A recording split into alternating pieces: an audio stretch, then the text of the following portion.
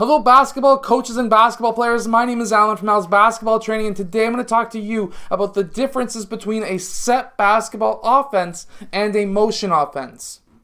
So let's just get down to it. And I'm going to give you also examples of each of these different types of offenses as well. So if you're a huge fan of basketball plays, stay tuned. So now, a set basketball play is a type of basketball play that basically you run through a single motion, like a single line of set things to do with an end goal of having a basket scored.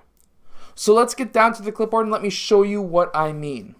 So now in a set offense, as an example, we could have player 4 coming up setting a screen for player 1.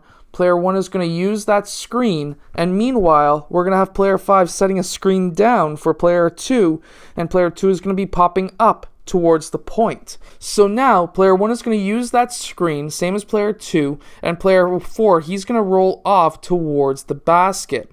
So now we have an option for player 4 who can hit that layup, or possibly player 1 could pass the ball over to player 2 for that 3-point shot. And this would be a set offense because now we are not in our starting positions at this point, which means that we can't be running the exact same thing over again. While in a motion offense, once you have made a set play, so let's say you pass away to a player over there, you screen away, that player you just screened for filled your old spot, now you're still in the same positions as how you started, and now you can keep on running through the offense. Meanwhile, a set play is once that play is finished, you now need to set up a new play. While with a motion offense, you're going through the same motions over and over again. For example, in a motion offense, there's a type of offense called a 5-out pass and screen away. Now, in this offense, you're passing the ball and you're screening away for another player. And now that player who now has that ball has the same option to pass and then screen away. Let me show you what I mean. So now we can pass, have player 1 screen away for player 5. Player 5 is going to use that screen. He can now pop up top, and player 1 is now filling player 5's spot, and 5 is now filling player 1's spot. Player 5 could be open for the 3-point shot, but if he's not, we still have 5 players on the out in their same starting positions, so that now player 2, he can pass down to player 4, he can screen away, and player 5 may now be open for a 3-point shot. Player 2 fills that spot, and we're still in a 5-out. And player 4, he can pass over to player 5, and his screening away would be along the baseline, or at least cutting across the key, and setting a screen for player 3, who would then fill that spot. Player 4 would then pop out, and look, we are still in that 5-out. And that's the idea behind a motion offense. You can go through a set kind of offense, like a set motion offense, where you're running through the same motions, but you can continue to run through it even if the play is finished. So player 5 passed to player 2, he can screen away, player 3 fills that spot. That's a set, but now we're still in a 5-out where we can run that same set over again just with different players. And now there's also called a read and react basketball offense, where you're basically just setting up either a set play or a motion offense.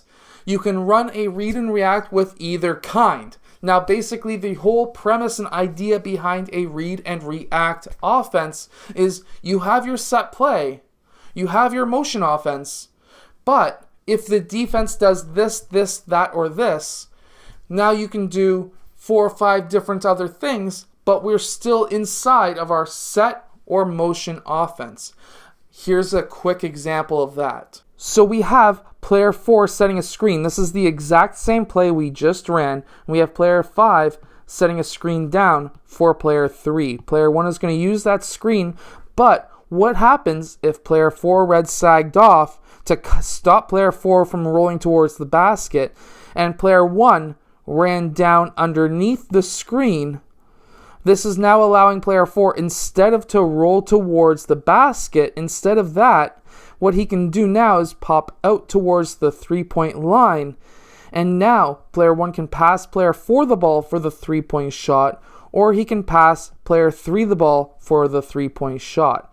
Meanwhile, because player 1 went under the screen, player 4 sagged off, player 4 is able to pop out, receive that ball for an open 3-point shot. Even though he was set to go and roll towards the basket, he was able to read what the defense was doing, and then he reacted by popping out instead of rolling towards a basket that would have given him no options to be able to score from. Meanwhile, he popped out and he gave himself an option to score from it. And that is very simply what a read and react defense or a read and react offense really is. I hope that this explanation helps any of the beginner coaches who are trying to find an offense for their team. I hope it helps them be able to find an offense. Anyways, I hope that you've enjoyed. If you have, hit that like button, subscribe, and I'll see you guys again later on today for the second video of the day. And wow, it's getting dark outside. It's going to be a thunderstorm soon.